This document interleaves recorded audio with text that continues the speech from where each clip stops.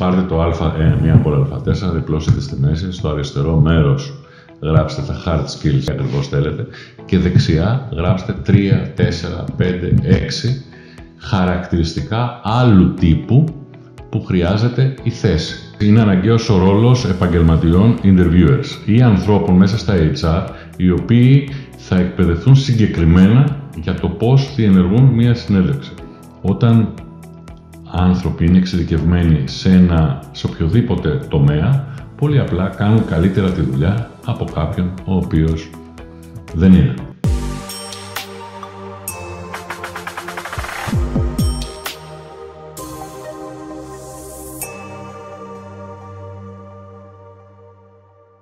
Γεια σας, καλώς ήρθατε σε ένα ακόμα επεισόδιο στο podcast «Επιχείρησέ το». Είμαι ο Γιώργος Μαρινός και έχουμε ακόμα ένα guest επεισόδιο σήμερα με το φίλο Μάριο Βογιατζή. Γεια σου Μάρη. Γεια σου Γιώργο. Καλώς ήρθες. Σε ευχαριστώ πολύ για την πρόσκληση. Πώς είσαι? Είμαι τέλεια.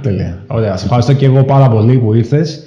Είμαι σίγουρος ότι έχεις να προσφέρεις πάρα πολύ αξία στο επεισόδιο. Έχουμε μια επικοινωνία και είχαμε και μέσω LinkedIn και σε ένα course που είχες παραδώσει πολύ ενδιαφέρον. Θες να ξεκινήσεις να μας πεις ποιος είσαι, τι κάνεις, με τι ασχολείσαι? Ναι, θα προσπαθήσω λιγάκι έτσι απλά να το περιγράψω. Λοιπόν, λέγομαι Μάριος Βογιατζής, είμαι αναλυτής συμπεριφοράς, έχω μεταπτυχιακούς τίτλους στο Human Behavior Analysis. Γενικά, αν θέλουμε να το βάλουμε σε μια κουβέντα, ασχολούμαι με την επικοινωνία, με την ευρύτερη έννοια. Πιο συγκεκριμένα αναλύω τις προσωπικότητες των ανθρώπων, ασχολούμαι με τη συναισθηματική νοημοσύνη, πώς η συναισθηματική νοημοσύνη σε συνδυασμό με τις προσωπικότητες δημιουργούν προβλήματα, πώς αυτά τα προβλήματα μπορούν να λυθούν, ποιο impact έχει όλο αυτό σε επιχειρήσεις, σε μικρές ή μεγαλύτερες, σε ομάδες επιχειρήσεων. Αυτά σε γενικές γραμμές και ως πρώτη αναφορά. Οκ. Και πιο εξειδικευμένο σαν αντικείμενο γενικά στην αγορά. Είναι όμως και μια ανάγκη που έχει η αγορά, σωστά? Πώς το βλέπεις εσύ στις επιχειρήσεις που συνεργάζεσαι? Υπάρχει μια σοβαρή στροφή και κατανόηση της σημαντικότητας του ανθρώπινου παράγοντα. Ο ανθρώπινος παράγοντας, επειδή οι άνθρωποι τα κάνουμε όλα, και τα καλά και τα λιγότερο καλά, παίζει πολύ μεγάλη σημασία. Εκεί τώρα εγώ θα έλεγα το εξής, ότι απαιτείται μία προσέγγιση με μεγαλύτερη επιστημονική βάση όσον αφορά την κατανόηση των ανθρώπων, το πώς οι άνθρωποι συμπεριφέρονται, το πώς μπορούμε να κάνουμε motivate τους ανθρώπους και όχι επιφανειακές προσεγγίσεις, οι οποίες μπορεί να ακούγονται ωραίες ή λιγότερο ωραίες, ωστόσο μεσομακροπρόθεσμα δεν έχουν αποτέλεσμα. Είμαι υπέρ πάντα των εκπαιδεύσεων οι οποίες έχουν νόημα, δεν είναι χάσιμο χρόνο, και μέσα από τέτοιες κάποιος έχει να πάρει πράγματα, να τα εφαρμόσει την επόμενη μέρα και στη δουλειά του και στο σπίτι του, αλλά και οι επιχειρήσεις να ωφεληθούν από μια τέτοια διαδικασία. Ωραία. Ένα πολύ βασικό αντικείμενο στο οποίο απασχολείσαι και συνεργάζεσαι με τις επιχειρήσεις, και ήταν και ο λόγος που και εμείς γνωριστήκαμε πιο έντονα σε ένα σεμινάριο που έχεις παραδώσει, είναι η συνέντευξη. Η γλώσσα σώματος στη συνέντευξη. Πόσο σημαντική είναι η γλώσσα σώματος και γενικότερα όλο το αντικείμενο που απασχολείς εσύ στην κατάλληλη επιλογή υποψηφίου? Να το θέσω λιγάκι σε ένα άλλο πλαίσιο, αναφέροντας την εμπειρία μου. Τα τμήματα HR έχουν ανθρώπους, πολλούς από αυτούς έχουν παρακολουθήσει και τη δική μου εκπαίδευση σε αυτό το κομμάτι, οι οποίοι κάνουν συνεντεύξεις. Εγώ το λέω πάντα ότι ο interviewer είναι full-time job και θα πρέπει να είναι full-time job με την έννοια ότι θέλει εξειδικευμένες γνώσεις, εξειδικευμένο χειρισμό των συζητήσεων, είτε είναι live είτε είναι online, για ένα πάρα πολύ απλό λόγο. Η λάθος πρόσληψη στοιχίζει. Στοιχίζει στην επιχείρηση, στοιχίζει σε χρήματα, στοιχίζει στο ηθικό της ομάδας, στοιχίζει σε χαμένες ευκαιρίες, σε χρόνο αναπλήρωσης του ανθρώπου που ενδεχομένως δεν κάνει και αντικαθίσταται.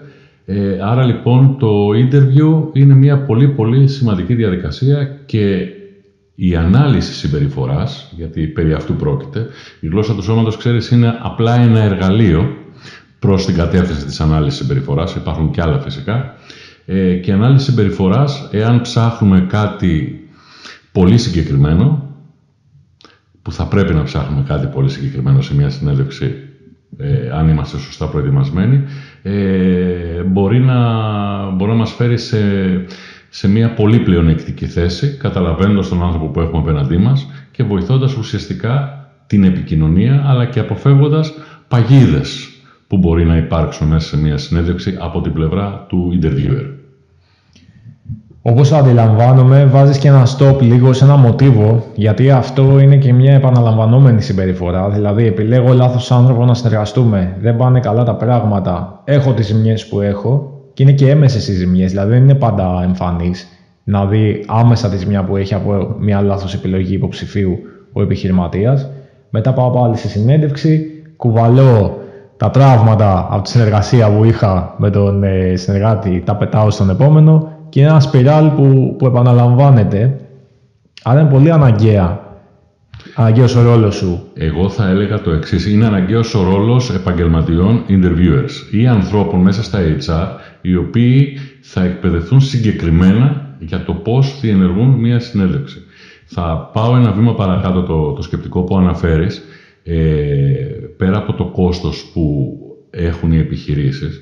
Θα πρέπει να πω ότι και οι επιχειρήσεις έχουν ευθύνη απέναντι στον άνθρωπο που του κάνουν μια συνέντευξη για να τον τοποθετήσουν ή όχι σε μια θέση που μπορεί και ο ίδιος να μην ξέρει ότι δεν κάνει γι' αυτόν.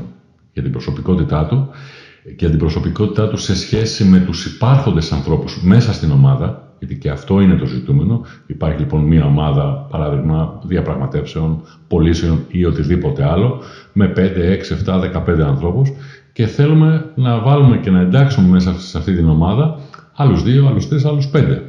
Η επιλογή δεν μπορεί να είναι τυχαία, ούτε μπορεί να μην λάβει υπόψη της τις υφιστάμενες προσωπικότητες της ομάδας, καθώς και τις προσωπικότητες οι οποίες θα έρθουν. Εκεί γίνονται οι ζημιές. Οκ.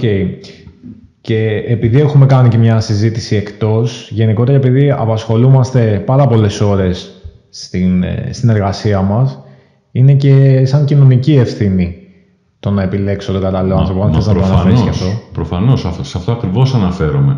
Ότι ο άνθρωπος ο οποίος έρχεται για συνέντευξη προφανώς έχει επιλέξει και έχει βάλει σοβαρά στο μυαλό του ότι θα ήθελε να εργαστεί στην εταιρεία, αφού την έχει ψάξει, έχει ασχοληθεί, μάλλον. Αυτό δεν πάση περιπτώσει θα πρέπει να γίνεται, αλλά από την πλευρά της επιχείρησης προφανώς υπάρχει η κοινωνική ευθύνη στο κομμάτι του ότι φέρνω αυτόν τον άνθρωπο, τον οποίο εγώ αναγνωρίζω ότι κάνει για την επιχείρηση, χωρίς να δημιουργούνται άλλα προβλήματα. Θα πρέπει να σου πω ότι υπάρχουν έρευνες οι οποίες συνδέουν την ενδοοικογενειακή βία με τη μη ικανοποίηση από την εργασία μας. Είναι λεπτά ζητήματα, είναι ωραία όμως ζητήματα, υπάρχουν, δεν χρειάζεται να καλύψουμε τον τροχό, απλά να τα βάλουμε και αυτά μέσα σε αυτό που λέμε διαδικασία πρόσληψης. Κοιτάζεις τα hard skills του υποψήφιου ή πιο πολύ επενδύεις στον άνθρωπο να τον γνωρίσεις απέναντί σου? Δηλαδή, ποια είναι η συμπεριφορά στη συνέντευξη, τι κοιτάζω όταν έχω να επιλέξω τον κατάλληλο άνθρωπο για την επιχείρηση, ή αυτό πάει αναλόγως με τα θέλω και τις ανάγκες της επιχείρησης? Οπωσδήποτε γίνεται μια συζήτηση και πρέπει να είναι ξεκάθαρο από την πλευρά της επιχείρησης τι ακριβώς ψάχνει. Εμπειρικά πάλι θα πω, δύσκολα το συναντάω αυτό στο βαθμό που θα έπρεπε να υπήρχε. Τα λεγόμενα hard skills είναι εύκολα ελέγξιμα. Η ερώτηση είναι αν για μία θέση, παράδειγμα σε μία κατασκευαστική εταιρεία ενός πολιτικού μηχανικού, ζητάμε 15 χρόνια προϋπηρεσία εργοταξιακή, 5 ξένες γλώσσες και δεν ξέρω και οτιδήποτε άλλο σε αυτό το κομμάτι και έρχονται 30 άνθρωποι. Εκεί η ερώτηση είναι με ποιον τρόπο επιλέγουμε. Όσον αφορά τα λεγόμενα soft skills, όρος ο οποίος σε μένα δεν μου αρέσει καθόλου και φαντάζομαι ότι νομίζω και θεωρώ ότι δεν αντιπροσωπεύει καθόλου όλο αυτό το φάσμα των ικανοτήτων, γιατί δεν είναι soft skill το να μπορέσεις να επικοινωνείς αποτελεσματικά. Δεν είναι soft skill το να μπορέσεις να καταλαβαίνεις ποιον άνθρωπο έχεις απέναντί σου, είτε είναι πελάτης, είτε είναι συνεργάτης, είτε είναι συνάδελφος, είτε είναι προϊστάμενος. Όσον αφορά λοιπόν αυτά τα λεγόμενα soft skills, θα πρέπει να υπάρχει ένας σαφής προσδιορισμός του τι ψάχνουμε, γιατί αν δεν ξέρουμε τι ψάχνουμε, μάλλον δεν θα το βρούμε. Όπως αν δεν ξέρουμε πού θέλουμε να πάμε, μάλλον δεν θα βρεθούμε ποτέ εκεί. Άρα λοιπόν, ναι, πολύ πολύ συγκεκριμένα, υπάρχει τεχνογνωσία, υπάρχουν όλοι αυτοί οι μηχανισμοί, έχουν γίνει πάρα πολλές έρευνες, έτσι, και η επιστήμη τα δίνει έτοιμα πια αυτά, απλά τα παίρνουμε, τα εφαρμόζουμε και πάνε τα πράγματα καλά. Οκ. Και πώς είναι η ιδανική διάρκεια μιας συνέντευξης για εσένα? Είναι αναλόγως στη θέση, αναλόγως στο ποιον άνθρωπο έχω απέναντί μου? Εμπειρικά πάλι θα πω το εξής. Σίγουρα δεν μπορεί να είναι η συνάντηση 10 λεπτά, 15 λεπτά. Εγώ θα έλεγα ότι μπαίνουμε να γνωρίσουμε έναν άνθρωπο, να δούμε κατά πόσο αυτός ο άνθρωπος ταιριάζει στην κουλτούρα και σε αυτό που θέλουμε εμείς να κάνουμε, κατά πόσο ταιριάζουμε εμείς, και αυτό παίρνει χρόνο. Καμιά φορά έρχονται άνθρωποι που εκ πρώτης όψεως, για κάποιο λόγο ή για κάποια πράγματα τα οποία μας λένε, δεν μας κάνουν καθόλου και τελειώνουμε τη συνέντευξη πολύ πολύ γρήγορα. Αυτό είναι λάθος.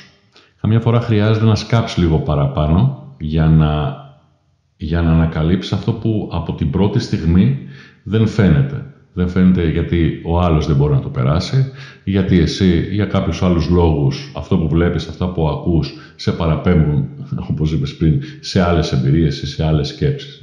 Άρα προσοχή λοιπόν σε κάποιους υποψήφιους για τους οποίους βγάζουμε πολύ πολύ γρήγορα συμπεράσματα ότι δεν κάνουν, και το ίδιο ισχύει και για το γρήγορο συμπέρασμα ότι κάποιος κάνει. Άρα λοιπόν η συνέντευξη θέλει χρόνο.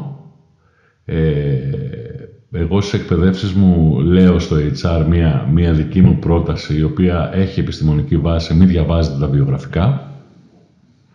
Και εκεί γίνεται η πρώτη αναστάτωση και πώς θα γίνει αυτό κτλ. Ωστόσο μπορεί να υπάρξει μία διαδικασία screening. Ο άνθρωπος ο οποίος θα πάρει τη συνέντευξη να μην έχει διαβάσει τα βιογραφικά. Να μπει λοιπόν μέσα στο γραφείο, να πει στον άνθρωπο: πες μας τι έχεις κάνει τα τελευταία 5, 6, 7, 8, ανάλογα τι θέλει να βρει, χρόνια, και να αρχίσει μια συζήτηση ελέγχου και διαπίστωση όλης αυτής της κατάστασης, και με στόχο φυσικά να δούμε αν μπορούν οι δύο άνθρωποι να δουλέψουν μαζί. Όπως βλέπω, καμιά φορά παίρνουμε το βιογραφικό, αρχίζουμε και το διαβάζουμε, δουλεύετε εκεί αυτή τη στιγμή, απλά αναφέρουμε το βιογραφικό, ό,τι γράφει το βιογραφικό, ο άνθρωπος απέναντι απλά συμφωνεί, δεν επικοινωνεί αυτό. Θέλει χρόνο. Και ίσως χρειαστεί και δεύτερο ραντεβού, η συνέντευξη.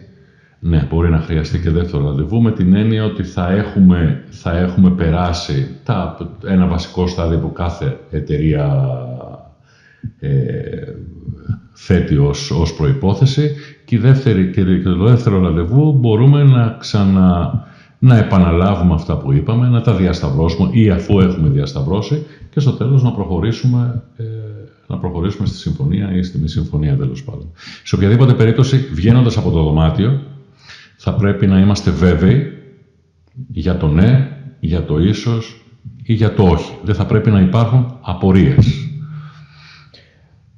Πώς γίνεται ο κλάδος σου, το αντικείμενό σου, να διαβάσει τον άνθρωπο απέναντί σου? Γιατί ακούγεται ίσως και λίγο ξένο σε κάποιους στη συνέντευξη, γιατί μια συνέντευξη είναι μια απλή διαδικασία, μια απλή γνωριμία.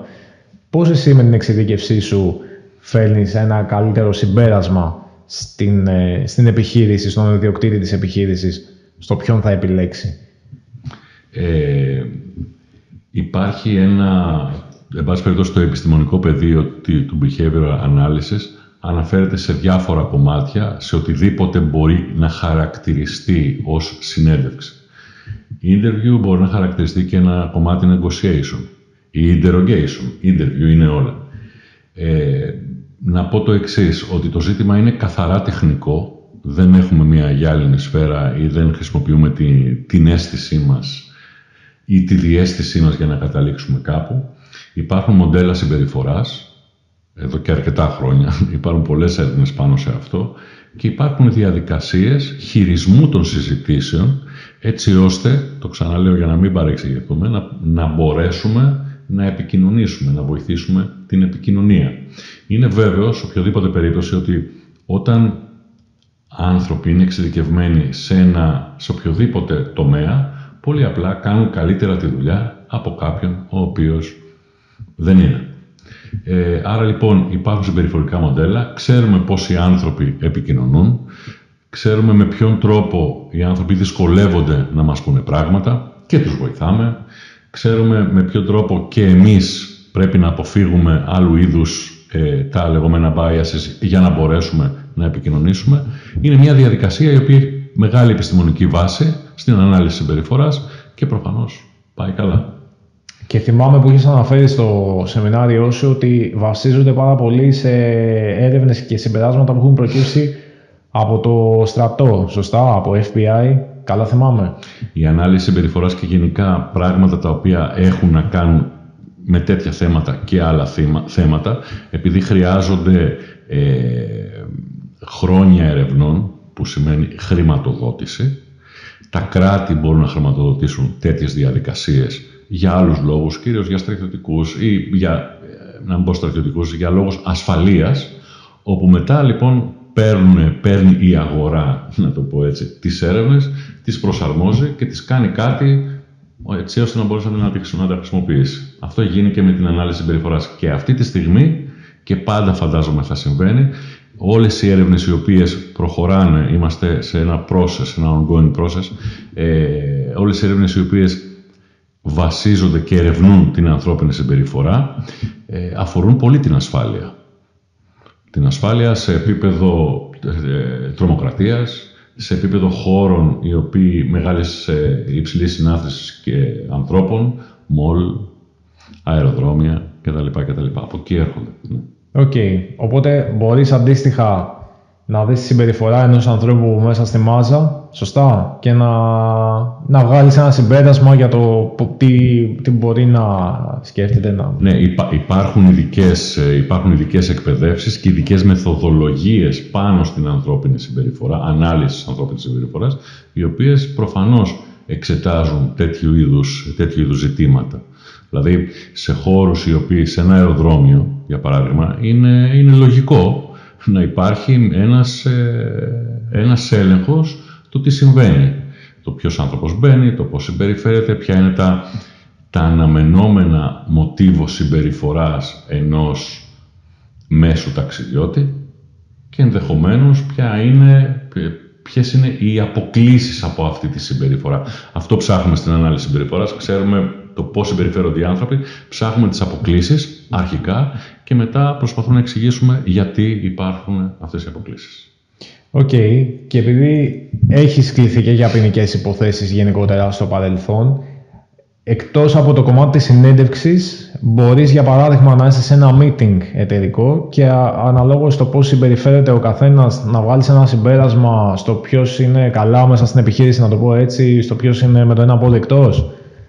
Αυτό είναι προφανές. Πολλές φορές είναι προφανές ποιος είναι με το ένα πόδι εκτός. Εγώ θα έλεγα ότι είναι σημαντικό για τις επιχειρήσεις να δουν ποιος ενδεχομένως έχει την τάση να είναι με το ένα πόδι εκτός και να κρατήσουν την ομάδα σε συνοχή. Άρα εκεί, ναι, υπάρχουν project τα οποία αναλαμβάνω μέσα στις επιχειρήσεις, κάνουμε ένα mapping των ανθρώπων που εργάζονται μέσα όσον αφορά την προσωπικότητά τους, όσον αφορά τη συναισθηματική τους νοημοσύνη και πώς όλο αυτό το πράγμα μπορεί να δέσει στην ομάδα. Το συζητάμε μαζί τους. Είναι μια διαδικασία που αφορά και consulting όσον αφορά το C-level αλλά και το middle manager και από εκεί βγαίνουν χρήσιμα συμπεράσματα, αλλά κυρίως αυτό που βλέπω στα project είναι ότι οι άνθρωποι γίνονται πιο πολύ happy.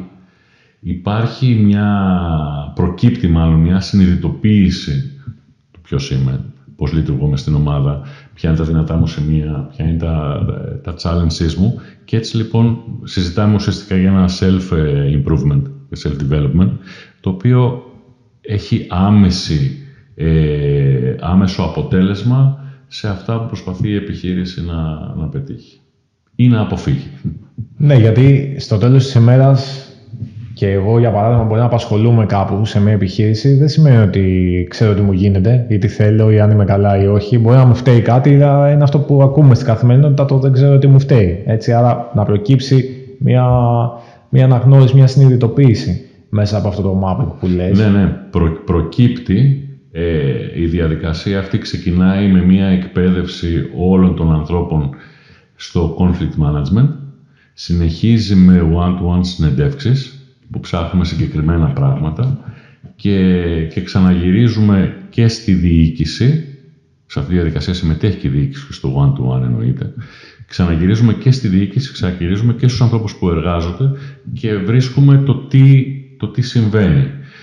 Τις περισσότερες φορές αυτά που συμβαίνουν δεν είναι σημαντικά, δεν είναι σοβαρά. Πολύ απλά κάποιος πρέπει να στα βάλει σε μία σειρά και να στα δείξει για να μπορέσουν να λειτουργήσουν. Άλλες φορές είναι σημαντικά, άλλες φορές σε άλλες κλίμακες και για άλλα πράγματα μπορούμε να συζητήσουμε και για fraud, για απάτη. Υπάρχουν τα fraud departments των επιχειρήσεων, μεγάλων επιχειρήσεων που ψάχνουν όλο αυτό το πράγμα. Το έχουμε συναντήσει, αλλά δεν είναι αυτό το οποίο θα δεις μέσα σε μια μέση ομάδα. Μπορεί κάποιες φορές να χρειαστεί να κάνεις ένα one-to-one meeting χωρίς τη διοίκηση για να σου ανοιχτεί ο άνθρωπος απέναντί σου και ανοίγεται αυτός ο άνθρωπος απέναντί σου ή είναι πιο επιφυλακτικός γιατί ο Μάριος συνεργάζεται με τον ιδιοκτήτη, άρα θα πάει και θα του τα μεταφέρει όλα ή θα πάει να του πάρει υπέρ της επιχείρησης. Πάντα τα one-to-one είναι, όπως το λέει και η έκφραση, one-to-one. Από την άλλη, ξεκαθαρίζω από την αρχή προς τη διοίκηση ότι με ενδιαφέρουν δομικές αλλαγές. Με ενδιαφέρουν αλλαγές οι οποίες έχουν να κάνουν κυρίως με τη δομή εσωτερικά και τις σχέσεις μεταξύ των ανθρώπων. Άρα λοιπόν, αυτό λέγεται και στην παρουσίαση των προγραμμάτων προς τους ανθρώπους που εργάζονται, ότι ο δικός μου ρόλος δεν είναι ελεγκτικός. Είναι προφανές. Δεν είμαι το μάτι και το αυτί της επιχείρησης. Επίσης είναι προφανές. Αυτό γίνεται ξεκάθαρο προς όλους και άλλωστε αυτή είναι μια βασική προϋπόθεση ούτως ή άλλως για να μπορέσει να δουλέψει αυτό που κάνουμε. Η ματιά αφορά και ο σκοπός αφορά την καλυτέρευση των λειτουργιών και η καλυτέρευση των λειτουργιών αφορά τους πάντες. Όχι σε μία οπτική όχι ελεγκτική. Δεν το συζητάμε αυτό. Οκ. Και το κομμάτι του fraud που είπες, μπορεί μια επιχείρηση δηλαδή να σε καλέσει για να ανακαλύψεις αν υπάρχει μια συμπεριφορά απάτης, να το πω έτσι, μέσα στην επιχείρηση. Συνήθως συζητάμε αφού την έχουν ανακαλύψει, γιατί δεν φτάνει να την ανακαλύψεις ότι κάτι συμβαίνει. Εκεί βέβαια είναι και άλλες διαδικασίες, μπλέκουν όπως καταλαβαίνεις και άλλα ζητήματα νομικά και το fraud, η απάτη, είναι ένας όρος ο οποίος περιλαμβάνει πολλά πράγματα. Για παράδειγμα, η παρενόχληση είναι απάτη, είναι fraud. Η παρενόχληση στον χώρο εργασίας. Όπως και κάποιος ο οποίος, ένα υψηλόβαθμο στέλεχος, το οποίο καταχράζεται την εξουσία του ή τη θέση του με οποιονδήποτε τρόπο, μπορεί να είναι μια ψυχολογική πίεση, είναι fraud. Άρα λοιπόν, όπως και ένας εργαζόμενος, ο οποίος με κάποιον τρόπο βρίσκει έναν τρόπο 3 ώρες την ημέρα να λείπει από το γραφείο του, επίσης είναι fraud. Άρα το fraud δεν έχει να κάνει μόνο με οικονομική συναλλαγή, έχει να κάνει με συμπεριφορές μέσα στην επιχείρηση, οι οποίες επηρεάζουν και την ομάδα και τη διοίκηση και το αποτέλεσμα. Εκεί λοιπόν το interview, όπως καταλαβαίνεις, είναι απαραίτητο, γιατί πώς αλλιώς, και προκύπτουν πράγματα εκεί τα οποία πολλές φορές λύνονται, άλλες φορές έχει να κάνει με τη φύση του τι συζητάμε, άλλες φορές δεν λύνονται. Μπορεί να χρειαστείς ένα one-to-one Γιατί έχει και εκεί ένα μέρος conflict. Να δημιουργηθεί, να το πω έτσι, μια ένταση. Δηλαδή να φέρω τον άνθρωπο που έχω απέναντί μου, να τον φέρω έτσι απέναντί μου κυριολεκτικά, να δημιουργηθεί μια ένταση, να αποσυμφορηθεί όλο αυτό και μετά να πάμε να βρούμε μια λύση. Με ρωτάς για το πώς μπορεί ένα conflict να τελειώσει. Ναι, έστω ότι δεν είναι ευχαριστημένος ο εργοδότης με τον εργαζόμενο και ο εργαζόμενος με τον εργοδότη. Αλλά ίσως και να μην είναι αυτό, η λύση να είναι η απόλυση, για παράδειγμα, ή η παραίτηση. Μπορεί κάποτε όλο αυτό να βγει στην επιφάνεια μέσω μιας πίεσης, να το πω έτσι, στη συζήτηση και μετά να έρθει μια παραγωγική συζήτηση. Μου έχει προκύψει, αλλά θέλω να δω τη γνώμη σου. Πρέπει να βγει στην επιφάνεια. Γιατί στο τέλος, Γιώργο, οι αποφάσεις, όποιες και να είναι, δεν υπάρχει το τι ακριβώς πρέπει να γίνει, στις αποφάσεις θα πρέπει να έχουν όλα τα μέρη, όλα τα δεδομένα στο τραπέζι. Διαφορετικά, σε αυτό που θα καταλήξουμε είναι λάθος. Έτσι απλά. Τώρα, όταν δύο μέρη κάθονται στο τραπέζι, αυτό αυτομάτως σημαίνει ότι υπάρχει διάθεση. Αλλιώς δεν θα καθόντουσαν. Θα έλεγε ο άλλος, εγώ φεύγω, ή θα έλεγε η διοίκηση, κύριε Βογιατζή, τελειώσαμε.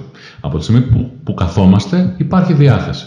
Αυτό που βλέπω να συμβαίνει είναι ότι στο conflict δεν υπάρχει, και αυτό κάνουμε στις εκπαιδεύσεις μας, δεν υπάρχει μία μεθοδολογία αποσυμπίεσης και λύσης όλης αυτής της κατάστασης, της οποιαδήποτε κατάσταση, η οποία όμως να είναι δομική. Δηλαδή, να προβλέπεται από τις διαδικασίες λειτουργίας της επιχείρησης. Συνήθως τι γίνεται, υπάρχει ένα conflict, μπορεί να είναι διαμάχη αυτό.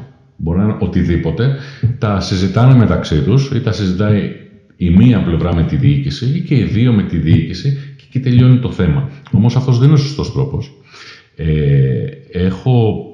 Έχω κάνει τέτοιες εκπαιδεύσεις σε επιχειρήσεις που έχουμε καταλήξει να βάλουμε μια τέτοια διαδικασία στο ISO των επιχειρήσεων. Δηλαδή, όταν υφίσταται ένα conflict, ακόμα και με τρίτο, με προμηθευτή, με πελάτη, ξεκινάει μια διαδικασία την οποία μπορεί να την προκαλέσει κάποιος, σε βάση περιπτώσει.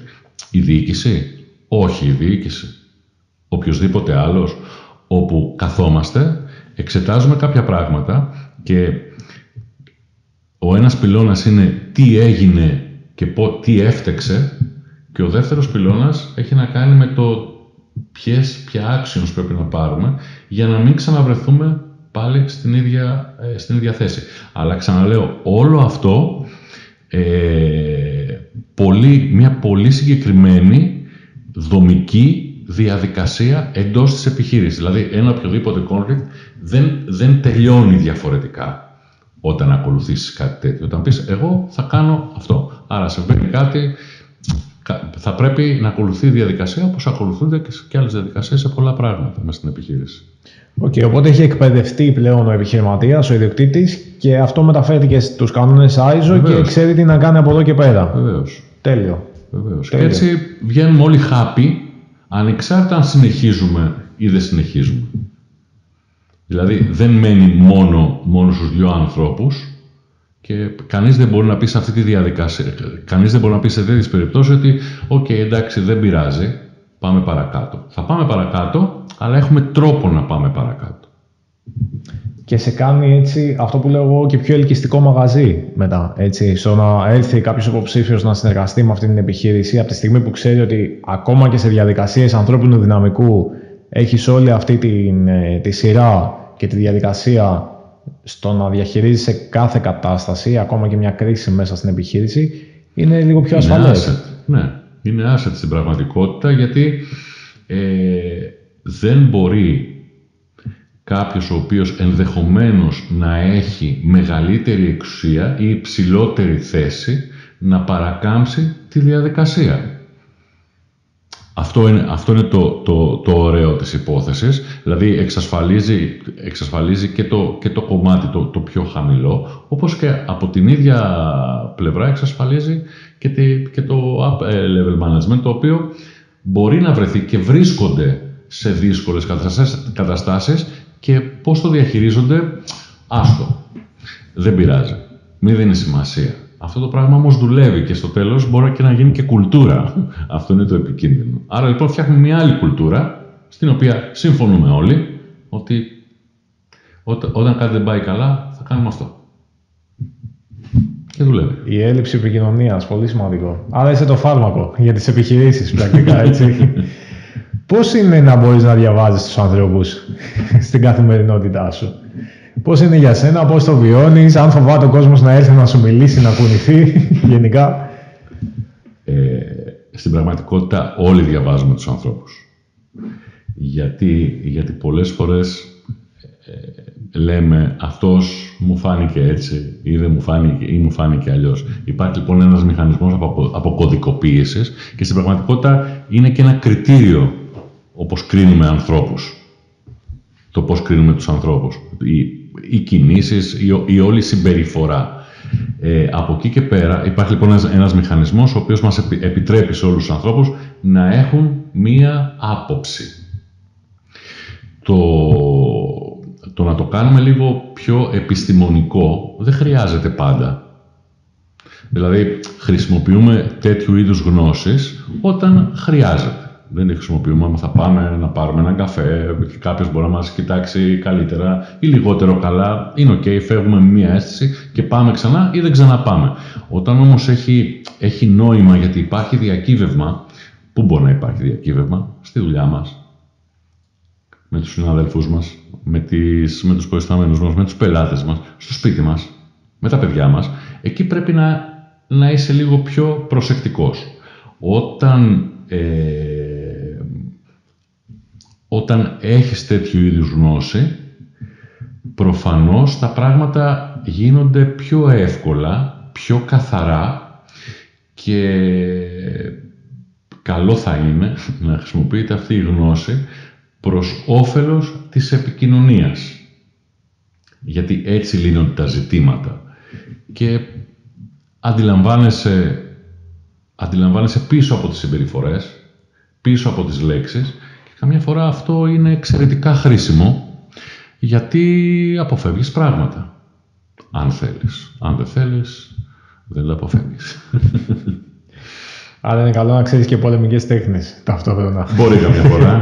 Τέλεια. Άρα έρχομαι πάλι στο πρώτο κομμάτι της συνέντευξης. Πρακτικά δεν είναι ότι απλά πηγαίνω στον ιδιοκτήτη και λέω αυτός ο υποψήφιος μου κάτσε καλά στο μάτι, αυτόν τον είδα έτσι, αυτόν αλλιώς. Υπάρχει ανάλυση ότι 1, 2, 3 συμπεριφορικά, έτσι διαχειρίστηκε αυτή την ερώτηση και βγαίνει μια τεκμηριωμένη σύνοψη στο να επιλεχθεί ο κατάλληλος άνθρωπος. Εγώ θα έλεγα το εξής. Πάρτε το μία από Α4, διπλώσετε στη μέση, στο αριστερό μέρος γράψτε τα hard skills. Έτσι, τέλος πάντων, να το πω και εγώ έτσι, τι ακριβώς θέλετε. Και δεξιά γράψτε 3, 4, 5, 6 χαρακτηριστικά άλλου τύπου που χρειάζεται η θέση. Για παράδειγμα, γιατί κάθε θέση δεν χρειάζεται τα ίδια χαρακτηριστικά. Για παράδειγμα, δεν θέλετε έναν λογιστή δημιουργικό. Δεν θέλετε ένα λογιστή με φαντασία, το λέω τώρα πολύ πολύ χοντρά. Έτσι. Όμως, όταν θα βάλετε έναν άνθρωπο, ψάχνετε έναν άνθρωπο να αναπτύξετε ένα καινούριο προϊόν, ένα καινοτόμο προϊόν, χρειάζεστε ένα τέτοιον άνθρωπο. Άρα λοιπόν, ο άνθρωπος ο οποίος επιλέγουμε να μας διακοσμήσει το σπίτι μας, ο άνθρωπος ο οποίος τον επιλέγουμε ως λογιστή ή το δάσκαλο για τα παιδιά μας, δεν έχουν τα ίδια χαρακτηριστικά. Άρα λοιπόν αυτό θα πρέπει να είναι πολύ πολύ συγκεκριμένο. 3, 4, 5 πράγματα που ψάχνουμε. Ο τρόπος με τον οποίο θα τα ψάξεις, αυτή είναι μια άλλη συζήτηση. Και ναι, όταν θα βγεις από το γραφείο, αυτά θα πρέπει να έχουν ελεγχθεί. Αυτό το έχουμε μέχρι εκείνο το σημείο, το άλλο κτλ. Και το είπα πριν, θα πρέπει βγαίνοντας από το δωμάτιο να μην έχουμε απορίες. Δηλαδή, η φράση του «καλώς μου φάνηκε» είναι σαν να πετάς το νόμισμα στον αέρα και έχεις 50%, είσαι 50-50. Αυτό λέει η στατιστική. Ωστόσο υπάρχουν ασφαλέστεροι δρόμοι και πιο αποτελεσματικοί. Πώς προέκυψε το ενδιαφέρον να ασχοληθείς και να αναπτύξεις τις γνώσεις σου σε αυτό το κλάδο του emotional intelligence, της ανάλυσης συμπεριφοράς του ανθρώπου? Όπως όλα τα ωραία πράγματα θα ξεκινάνε περίπου τυχαία. Πάντα ήμουνα μέσα στο business, πάντα έκανα business. Κατά τη διάρκεια αρκετών εκπαιδεύσεων τις οποίες έλαβα, βρέθηκα μπροστά στην μη λεκτική επικοινωνία, στην οποία βαθμολογήθηκα 0, -5. Ξεκίνησα λοιπόν ως καινούριος όρος να δω τι είναι η μη λεκτική επικοινωνία. Από εκεί ξεκίνησε. Έχουν ακολουθήσει μια σειρά πολλών εκπαιδεύσεων, κυρίως στο εξωτερικό. Ακολούθησε το μεταπτυχιακό στο behavioral analysis. Μια διαδρομή η οποία εγώ θα πω ότι με έκανε και προσωπικά καλύτερο. Γιατί ξέρεις, αυτά τα πράγματα και αυτές και τη γνώση αλλά και τις δεξιότητες δεν είναι κάτι τις οποίες τις χρησιμοποιείς με το που θα μπεις στο γραφείο σου. Τις παίρνεις μαζί σου. Και έτσι λοιπόν καταλαβαίνεις καλύτερα αρχικά τον εαυτό σου, γιατί κάνεις αυτά που κάνεις, γιατί δεν κάνεις τα άλλα, και πας πραγματικά στο κομμάτι της αυτοβελτίωσης, ό,τι σημαίνει για τον καθένα αυτό. Όσον αφορά το κομμάτι του business, προφανώς έχουν μεγάλες χρησιμότητες και εκεί το έχω πάει σε επίπεδο και consulting αλλά και training, τέτοιου είδους εκπαιδεύσεις για τις επιχειρήσεις. Στην Ελλάδα είμαστε ακόμα πιο πίσω, αλλά είμαι πολύ happy που πολλοί άνθρωποι το καταλαβαίνουν, και φυσικά επειδή είναι καινούριο, το μειονέκτημα είναι ότι θα πρέπει να το εξηγώ όλο από την αρχή σε κάθε άνθρωπο που με ρωτάει, αλλά οκ. Κάπως έτσι ξεκίνησε και έχουμε φτάσει εδώ, εκπαιδεύουμε ομάδες, κάνουμε πολύ ωραία πράγματα. Είσαι σαν τους coaches στην πρώτη δεκαετία του 2000 που δεν ήξερε κανένας τι είναι ο coach και γιατί χρειάζεται κλπ. Μέχρι που σήμερα, ξέρεις, σε κάθε γωνία υπάρχει και ένας coach στην αγορά. Ναι, άλλη συζήτηση. Αλλά ναι, είναι για άλλο επεισόδιο αυτό. Οπότε είναι μία και από τις βασικές σου αξίες η γνώση, γιατί συνεχώς εκπαιδεύεσαι από όσο γνωρίζω και μαθαίνεις συνέχεια νέα πράγματα και το εξελίσσεις. Δεν έχεις πάρει μια βασική εκπαίδευση και λες πάμε αυτή να την κουμπώσουμε στην αγορά και ό,τι γίνει. Όχι, δεν έχει γίνει έτσι, γιατί είχα την τύχη από την αρχή που ασχολήθηκα και όλες αυτές τις εκπαιδεύσεις να μην χρειάζεται να ζήσω από αυτές. Άρα λοιπόν είδα πραγματική αξία και για μένα και για την επιχείρησή μου και το πήγαινα όλο αυτό. Από την άλλη, είμαι ένθερμος υποστηρικτής 2-3 αρχών που πρέπει να διέπουν τις εκπαιδεύσεις. Πρώτη αρχή, ο εκπαιδευτής δεν πρέπει να λέει τη γνώμη του. Ούτε τη γνώμη του, ούτε αυτά που λέει να βασίζονται στη δική του εμπειρία, γιατί αν θα ρωτήσουμε 100 ανθρώπους ποια είναι η εμπειρία σου στις πωλήσεις του τάδε κτλ. Μπορεί να έχουμε 100 διαφορετικές προσεγγίσεις, και έτσι θα είναι, γιατί ο καθένας έχει τη δική του εμπειρία ανάλογα με την προσωπικότητά του και το τι του έτυχε. Οι εκπαιδεύσεις λοιπόν πρώτον θα πρέπει να είναι βασισμένες σε έρευνες.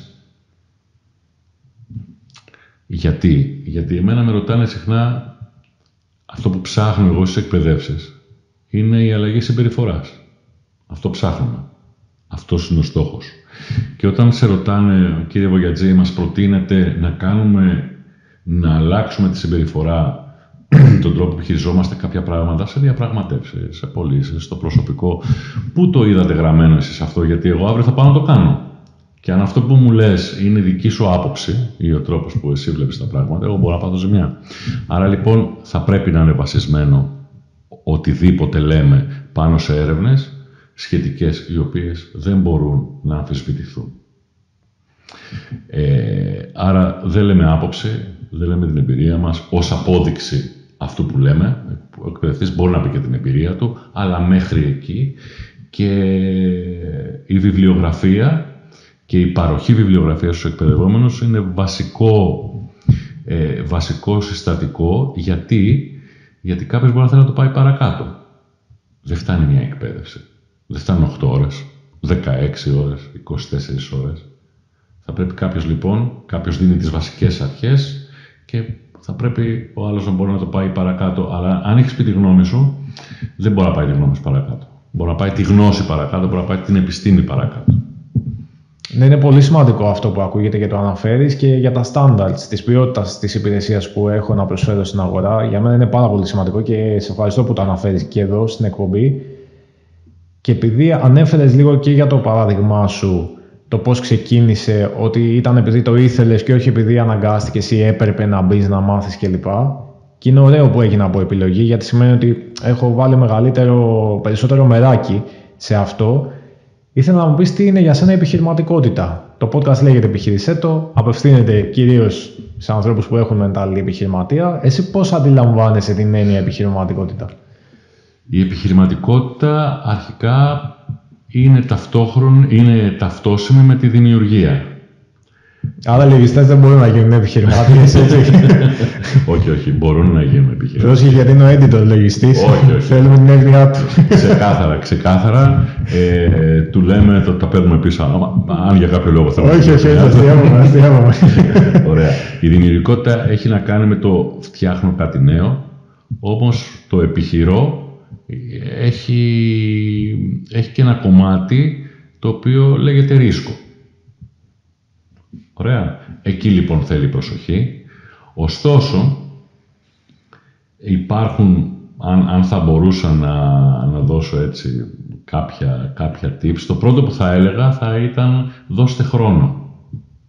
Δεν γίνονται τα πράγματα στο χρόνο που εμείς θα επιθυμούσαμε. Κάποια πράγματα πολύ απλά πρέπει να ακολουθήσουν μία διαδρομή. Ένα παιδί όταν γεννιέται δεν μπορεί να περπατήσει όσο και να προσπαθήσει. Είτε εσύ είτε το ίδιο. Δώστε χρόνο, οριμάζει όλη η διαδικασία. Και γιατί οριμάζει η διαδικασία? Γιατί οριμάζεις εσύ. Δεν σημαίνει ξεκίνησα σήμερα μια επιχείρηση, πάω σπίτι μου, κάθομαι και επιστρέφω σε 5 χρόνια στο γραφείο και όλα είναι λυμμένα. Δεν είναι αυτό. Μέσα από αυτό γίνεσαι καλύτερος εσύ, οριμάζεις και καθίστασαι έτοιμος να κάνεις αυτό για το οποίο ξεκίνησες. Και είχα ακούσει κάποιον να λέει το εξής, ότι πριν βάλετε ένα στόχο, σκεφτείτε αν εσείς είστε ο άνθρωπος που μπορεί να το κάνει. Αυτό είναι μεγάλη κουβέντα. Γιατί στην πορεία θα πρέπει να αποκτήσουμε τις ικανότητες ή τις δεξιότητες που απαιτεί ο στόχος που βάλαμε. Ωραία είναι η στόχη, μια χαρά, δημιουργική, και έτσι έχει πάει και το πράγμα μπροστά και στις επιστήμες και στις επιχειρήσεις. Ωστόσο θα πρέπει να έχουμε υπόψη μας ότι αυτός ο στόχος απαιτεί, δεν μπορεί να γίνει από τον καθένα, ή μάλλον μπορεί να γίνει από τον καθένα, εάν έχει τις προϋποθέσεις. Ποιες είναι οι προϋποθέσεις? Γνώσεις, δεξιότητες, ικανότητες, εμπειρία. Άρα λοιπόν το ξαναλέω, όταν βάλουμε ένα στόχο για να κάνουμε κάτι, πρέπει να σκεφτόμαστε αν εμείς μπορούμε να το κάνουμε αυτό σήμερα. Ή θα πρέπει να περπατήσει λίγο το πράγμα. Και εγώ λοιπόν το βλέπω ξεκάθαρα και από εμένα, ότι αυτό που μπορώ να κάνω σήμερα, το ήθελα επίσης πάρα πολύ πριν από 3 χρόνια, αλλά δεν μπορούσα να το κάνω. Και ευτυχώς που δεν μου έτυχε κιόλας να το κάνω. Γιατί τότε υπάρχει και η άγνοια. Άρα, αν προσπαθούμε να εξηγήσουμε κάποια πράγματα γιατί δεν συμβαίνουν, ενδεχομένως να είναι και για καλό, ή γιατί δεν εκπέμπουμε ακόμα ότι μπορούμε να τα κάνουμε. Άρα, δώστε χρόνο. Η ζωή κυλάει μαζί με τη δημιουργικότητα της επιχειρηματικότητας και enjoy κιόλας, έτσι. Δηλαδή, αυτό. Πολύ όμορφο, μπράβο. Σε ευχαριστώ πολύ που το αναφέρεις.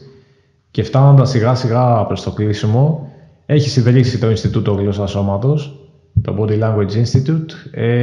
Συνεργάζεσαι με επιχειρήσεις, παρέχεις την τεχνογνωσία σου, κάνεις consulting σεμινάρια σε όσους ανθρώπους θέλουν να μάθουν το αντικείμενο που έχεις και εσύ και εξειδικεύεσαι. Ποια είναι η επόμενη μέρα γενικά, ποιοι είναι οι στόχοι του Ινστιτούτου, πώς το οραματίζεσαι σε 5 χρόνια, σε 10 χρόνια ή σε 1 χρόνο, γιατί μπορεί να μου πεις ότι είναι πολύ μακριά? Όχι. Ωραία. Θα πω λοιπόν το δικό μου στόχο και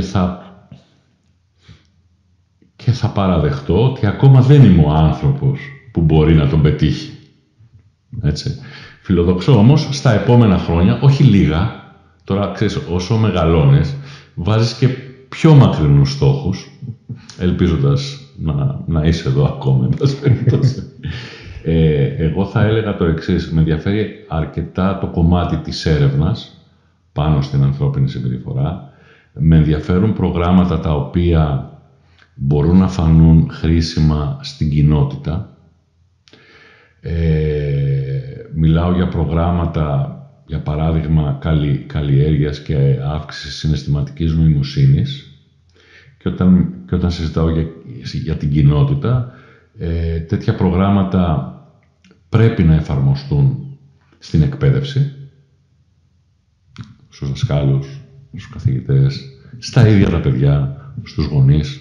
Τέτοια προγράμματα συναισθηματικής νοημοσύνης πρέπει να εφαρμοστούν στον τομέα της υγείας, στους νοσηλευτές που προσέχουν ανθρώπους, στους γιατρούς, οι οποίοι καλούνται, έχουν τον άχαρο πολλές φορές ρόλο να μεταφέρουν τα νέα. Άσχημα νέα, δύσκολα νέα. Αυτός είναι ο στόχος μου. Η αλήθεια είναι ότι έχω αρχίσει, το σκέφτομαι, ψάχνω να βρω συμμάχους, όλο αυτό, αλλά θέλω πολύ, επειδή όπως καταλαβαίνεις είναι κάτι το οποίο είναι αρκετά σημαντικό, ή έτσι νομίζω, θέλω και να το χαρώ. Θέλω να χαρώ και τη διαδρομή, θέλω να γίνει σωστά. Δεν είναι business για μένα, όπως δεν είναι business και όλο το υπόλοιπο, και ίσως γι' αυτό είμαστε εδώ. Θα ήθελα σε μια δεκαετία να έχουν συμβεί αρκετά τέτοια πράγματα και να είμαι ένας από αυτούς, γιατί δεν μπορεί να τα κάνεις μόνος σου αυτά, ένας από αυτούς που τα έχει προκαλέσει. Τέλειο, γιατί έχει άλλη μια βασική αξία που είναι η αξία της προσφοράς, που όλοι την έχουμε, αλλά είναι σημαντικό να την υλοποιούμε κιόλας και στο γενικότερο κοινωνικό σύνολο. Τελευταίο μήνυμα, συναισθηματική νοημοσύνη. Τεχνητή νοημοσύνη μας απειλεί ή όχι? Ωραία, εγώ θα πω αυτό που μου ήρθε στο μυαλό κατευθείαν. Πολλοί θα πούν τώρα τι λέει αυτός. Με ρώτησες μας απειλεί ή όχι. Αυτό που μου ήρθε στο μυαλό είναι η απάντηση ούτε κατά διάνοια. Τέλειο. Τη συναισθηματική νοημοσύνη δεν μπορεί να την απειλήσει. Προς το παρόν, τέλος πάντων. Η τεχνητή νοημοσύνη, εγώ πιστεύω στους ανθρώπους. Οι άνθρωποι πρέπει να κάνουμε τη διαφορά, γιατί οι άνθρωποι φτιάξαμε και αυτό το πραγματάκι που εσείς οι νεότεροι κάπως τα λέτε τώρα όλα αυτά. Εν πάση περιπτώσει, θα κληθούμε να κάνουμε πράγματα τα οποία δεν μπορεί να κάνει η τεχνητή νοημοσύνη. Αλλά ούτως ή άλλως, και τώρα κάνουμε, έτσι ζούμε, δηλαδή εγώ ήρθα από τον Άλυμο, δεν περπάτησα, μπήκα στο αυτοκίνητό μου. Ήθελα να σου πω κάτι, δεν ήρθα σπίτι σου, πήρα τηλέφωνο. Δηλαδή, ας το δούμε λίγο έτσι. Ωστόσο, πιστεύω ότι όσο όλο αυτό το πράγμα προχωράει της τεχνητής νοημοσύνης, η συναισθηματική νοημοσύνη θα έχει και τα skills τα οποία γυρνάνε γύρω-γύρω από τη συναισθηματική νοημοσύνη, θα είναι πολύ πιο απαραίτητα. Όπως επίσης πρέπει να πω, για να το ακούσει και ο κόσμος, ότι η συναισθηματική νοημοσύνη δεν είναι ένας όρος νεφελώδες. Δεν εξηγείται από τον καθένα μας κατά το δοκούν. Είναι επιστημονικός όρος, σαφώς ορισμένος, το τι σημαίνει, με σαφείς στόχους και σαφείς δρόμους προς τους στόχους αυτούς. Άρα, εγώ παροτρύνω τους ανθρώπους να διαβάσουν για τη συναισθηματική νοημοσύνη. Αν πρέπει να πω τι είναι με μία λέξη, με μία πρόταση, είναι το να ξέρεις τι σου γίνεται. Αυτό είναι συναισθηματική νοημοσύνη. Άρα, αυτό σχετικά με το AI. Οκ, τέλειο. Μ' αρέσει σαν κλείσιμο. Σε ευχαριστώ πάρα πολύ για τη συζήτησή μας. Να είστε καλά. Την απόλαυσα και έδωσες πάρα πολύ αξία και ωραία μηνύματα που άφησες στο κάθε. Εύχομαι να είναι έτσι. Ευχαριστώ. Θα βάλουμε και τα social και του Ινστιτούτου, να σε ακολουθήσει ο κόσμος, να δει τι κάνεις, γιατί έχει πάρα πολύ ενδιαφέρον. Τουλάχιστον εμένα που εντάξει είναι λίγο συνυφασμένα τα αντικείμενά μας, μ' αρέσει πάρα πολύ και με ενδιαφέρει. Θα βάλουμε και τα social φυσικά και τις εκπομπές. Ευχαριστούμε και εσάς που μείνατε μέχρι αυτό το σημείο και του σημερινού επεισοδίου. Να θυμάστε το πιο σημαντικό, οτιδήποτε και αν έχουμε βάλει σαν στόχο, είναι σημαντικό να μπαίνουμε στη δράση και να τολμάμε πάντα να το επιχειρήσουμε. Εμείς τα λέμε στο επόμενο. Να είστε καλά.